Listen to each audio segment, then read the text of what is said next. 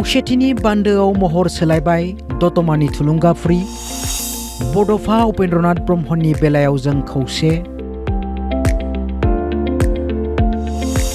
बड'फानि आदर्शखौ लानानै बयहाबो थांखि दं बर' माहारिखौ गेरेमसा हारि दानायनि।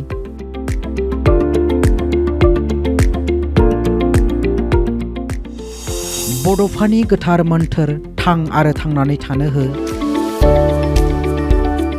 दिनै दतमानि थुलुंगाफुरिनि बड'फानि मांखरसालियाव बिटिसि सरकारनि दैदेननायाव फालिनाय जायो बड'फा उपेन्द्रनाथ ब्रह्मनि 36थि गोथार थैनाय सान।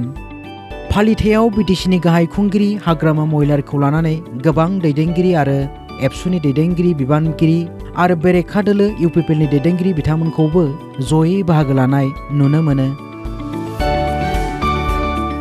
बिटिसिनि गाहाय खुंगिरि हाग्रामा महिलारिया बड'फानि मोन्थोरखौ लानानै जयै खामानि मावलांनायनि गोनां बिबुंथि लाखियो। बड'फा उपेन्द्रनाथ ब्रह्मनि बेलायाव जेबो कमप्रमाइज गैया होननाबो गोख्रों बिबुंथि खालामो। जों बयबो मिथिगौ लिभ एन्ड लेट लिभ, थां आरो थांनानै था, बेखौ बयबो मिथिगौ। बेयो जोंनि मन्थ्र आरो बे मन्थ्रजोंनो जोङो मावलांबाय थागोन। जोङो सोरखौबा नासयनानै सोरखौबा माबा मोनसे खालामनानै जोङो थांनो सानाखै। थ' बयबो ज' नोंबो थांनानै था आरो जोंखौबो थांनानै थानांगौ। स्पष्ट बे प्रिन्सिपाल बे नितिजों जोङो मावलांबाय थागोन आरो मावलांगोन। खुनु कमप्रमाइज गैया। बर' माहारिखौ गेरेमसा हारि दानायनि थांखि, बर' माहारिया खौसे, बेखौ दिनै नुनो मोनबाय। जाय जेरावनो थाया मानो बड'फानि बेलायाव जों खौसे आरो बे खौसेथिखौ अराय थाबाय थागोनखौ मिजिं खालामदों हाग्रामा महिलारि बिथाङा। जोङो बड'फानि बेलायाव जोङो खौसे आरो बे आदर्श नितिखौ जाय जेरावखि थाया मानो बयहाबो थांखि दङ, बयहाबो नाजानाय दङ जे जोङो बर' माहारिखौ गेरेमसा हारि दानो।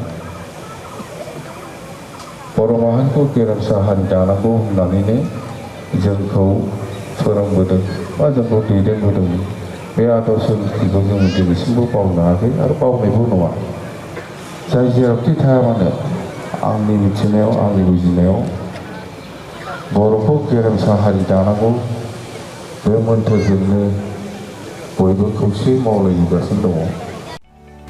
दिनै 1 मे बड'फा उपेन्द्रनाथ ब्रह्मनि थैनाय सानखौ दतमानि थुलुंगाफुरिनि बड'फानि मांखरसालियाव बिटिसि सरकार, दुलाराय बर' फरायसा आफाद आरो बड'फा उपेन्द्रनाथ ब्रह्म ट्रास्टनि जुथाइ बानजायनायाव 36थि थैनाय सानखौ सानसेनि हाबाफारिजों फालिनाय जायो। फालिथायाव एबसुनि फिरफिलाखौ खावसे बाहागोआव बिरहोनाय जायो। নিখিল বড়ো ছাত্রসন্থা আমি প্রত্যেক বছরে তেওঁৰ যে মৃত্যু দিৱস সেইটো আমি পালন কৰোঁ। লগতে আমাৰ উপেন্দ্ৰনাথ ব্ৰহ্ম ট্ৰাষ্ট আছে আৰু এই থুলুংগাফুৰি ষ্টেট আজি বড়োলেণ্ড চৰকাৰেও ইয়াতে পালন কৰিছে। আৰু আমি আমাৰ ৰাতিপুৱা কাৰ্যসূচী হিচাপে আমাৰ নিখিল বড়ো ছাত্ৰসন্থাৰ আমি পতাকা উত্তোলন আমি আধা অংশ আমি আজি ইয়াতে উদ্বোধন কৰে। फारसेथिं दिनै बड'फा उपेन्द्रनाथ ब्रह्मनि 36थि थैनाय सानाव दतमानि बरागारिनि बड'फानि न'आव हाग्रामा महिलारि बिथाङा नुजाथिनानै बड'फानि न'खरखौ लोगो हमो। न'खरनि गोबां जेंना आरो गोनांथि आयदाफोरनि सायाव सावरायो हाग्रामा महिलारिया।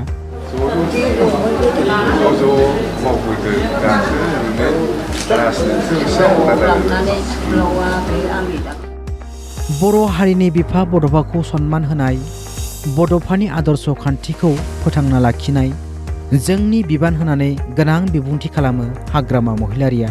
फैगौ समफ्रावबो जोङो खौसेयैनो बड'फा उपेन्द्रनाथ ब्रह्मजों लोगोसे जेसेबां मुंख्लं जालांनाय जोंनि जोहोलाव जोहोलावजोफोर बिथांमोनखौ समानैनो सनमान होलांबाय थागोन होननानै आङो आसा खालामदों।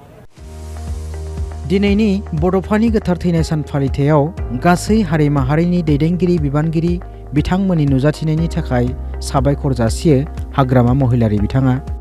बेवहाय खालि बर'ल' नङा, गासिबो जाथि जनगोष्ठीनि दैदेनगिरिफोरखौ आं नुनो मोन्दों।